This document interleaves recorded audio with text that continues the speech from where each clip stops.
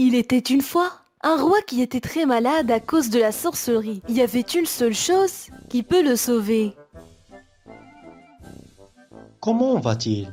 C'est une sorcellerie puissance. Il y a une solution, mais elle est difficile à trouver. S'il vous plaît, dis-moi, quelle est la solution? Je ferai tout ce qu'il faut pour la trouver. On a besoin de limon d'un terrier de lapin âgé de 10 ans ou plus, dont on aura besoin dans 10 jours. Je vais trouver ce lapin. Mais comment pourrais-je connaître son âge? Tu ne peux pas savoir.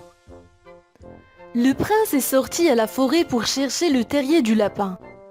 Il a beaucoup marché mais sans rien trouver. Soudain, un lapin est passé devant lui et le prince s'est dirigé vers lui rapidement. Et il l'a suivi avec une très grande précaution. Le lapin vient d'entrer dans une grotte, le prince était juste derrière. C'était la grotte d'un méchant géant. Oh, qu'avons-nous là? Un prince? Comment osez-vous venir chez moi? J'ai besoin d'un limon de terrier de lapin. S'il vous plaît, laissez-moi le prendre. Mon père est en train de mourir. Je vais venir pour que tu puisses me punir comme tu veux. Mais maintenant, laisse-moi le prendre. Vous pensez que je suis stupide pour vous laisser partir? Non, tu ne peux pas. S'il vous plaît, laissez-moi, s'il vous plaît. Le prince est resté dans la boîte pour 3 jours complets.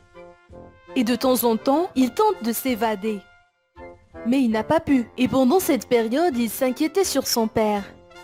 La nuit suivante, la boîte a été ouverte et le prince a vu une lumière qui était très brillante.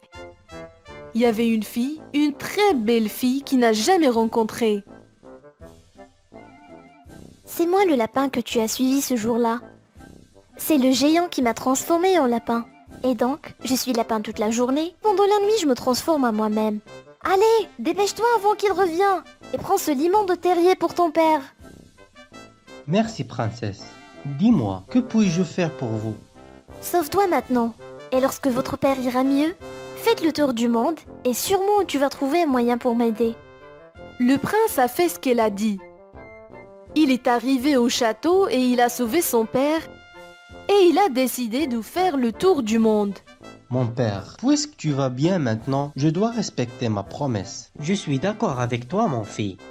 Ma princesse a sauvé ma vie. Je vais te laisser faire tout ce qu'il faut pour la sauver. Je veux faire le tour du monde, mais comme juste un citoyen, et je vais apprendre le commerce aussi. C'est très bien, mon fils. Et donc, le prince a quitté le château comme étant un jeune ordinaire. Il va visiter beaucoup de places. Un soir, il a rencontré un pêcheur. Bonjour, jeune homme. Je t'ai jamais vu là. Vous êtes nouveau ici? J'ai hâte d'apprendre du commerce. Pourquoi tu ne viens pas? On bossera ensemble. Oui, pourquoi pas? Le prince a accompagné le pêcheur et il lui a montré comment faire de la pêche. Le prince a travaillé vraiment dur, ce qui a rendu le pêcheur très heureux. Et lorsque le prince se préparait pour aller, le pêcheur lui a donné le filet et lui a dit que c'était de la part d'un magicien et aucune chose peut le couper. Merci. Après, le prince a continué son aventure et lorsqu'il a commencé à avoir faim, il pêche le poisson. Et lorsqu'il a besoin d'argent, il vend ce poisson.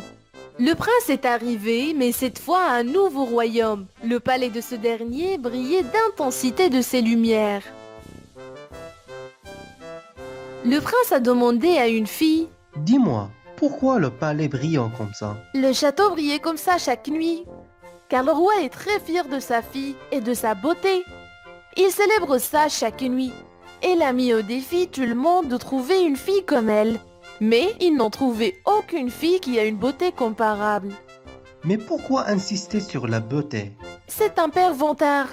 Sa fille aimait le sport, l'art, la culture, mais il souhaitait qu'ils trouveront une fille comme elle pour que son père arrête les célébrations. Bien sûr, je peux l'aider. Et c'est pourquoi il est parti chez le roi. Mon roi, je connais une fille qui brille comme le soleil. C'est vrai, pêcheur? Tu connais une fille qui brille comme le soleil? Oui, D'accord. Je vais vous donner une semaine pour la ramener au palais. mon roi, je suis d'accord avec le fait de la ramener. Pour vous prouver cela, Mais promets-moi de lui privilégier un accueil royal. D'accord, vous avez ma parole. Mais si vous n'avez pas réussi à la ramener, je vais vous punir. Le prince est revenu à son royaume et il est allé aux forêts pour chercher la grotte où il était la dernière fois. Mais il ne l'a pas trouvée. Il y avait une rivière qui passe dans l'endroit où il croyait qu'il va trouver la princesse. Le prince a décidé de sauter dans l'eau, mais il a entendu quelqu'un lui appelant. T'es qui? Je suis la grand-mère de la princesse. Et je suis sûre que tu es le prince dont il m'a parlé. Mais comment tu me connais?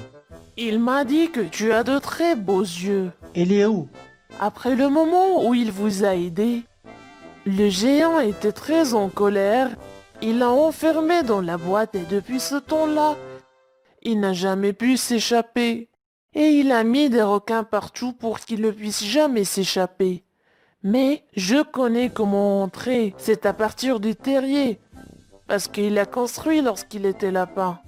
Mais le problème, c'est qu'on ne peut pas sortir. Ne vous inquiétez pas. Il suffit d'entrer dans la grotte et de s'allonger dans la boîte. Elle est en bois, donc il va flotter. Je suis un bon nageur. Je vais vous sauver. Et les requins? J'ai un filet. Rien ne peut le couper.